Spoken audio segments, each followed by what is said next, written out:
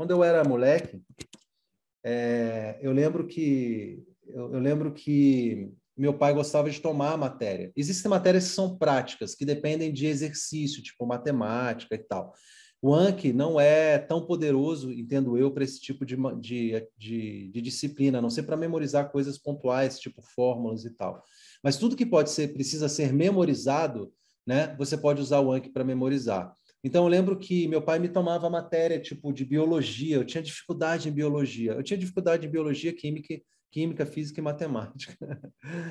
Mas, assim, eu sempre ia muito bem nas aulas em biologia, porque meu pai me tomava a matéria, ele estudava o capítulo e aí ele me fazia as perguntas, ele meio que fazia uma prova oral comigo daquilo, né? Ele fazia eu estudar, ele fazia as questões, tipo as QPPs dele, e me tomava a matéria. Eu sempre ia muito bem em biologia.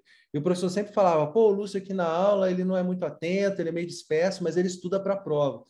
E justamente porque ele utilizava esse efeito testagem na hora de estudar comigo, né? E assim eu ia bem em todas as matérias, assim, vamos dizer o que a gente chama de ciências humanas, né?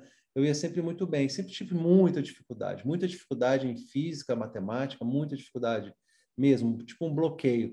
Química também. Então, assim, eu lembro que no terceiro ano eu reprovei. O primeiro ano, existia alguma coisa, não sei se existe, ainda existe, uma coisa chamada dependência.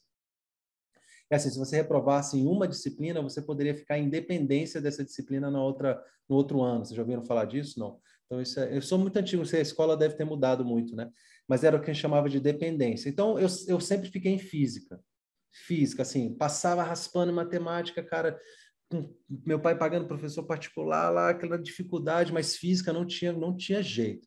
Aí eu reprovei no primeiro ano, reprovei no segundo ano, no terceiro ano não tinha como, porque não tinha quarto ano, né?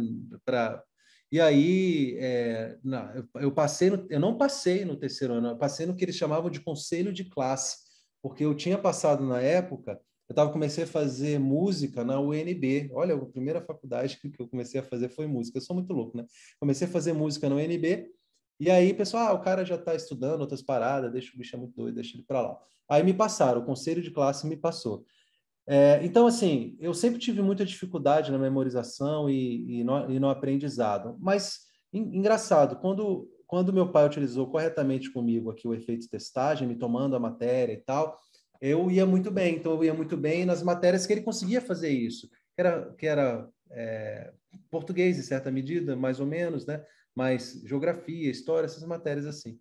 Então, eu ia muito bem. Inclusive, biologia, que eu tinha uma real dificuldade.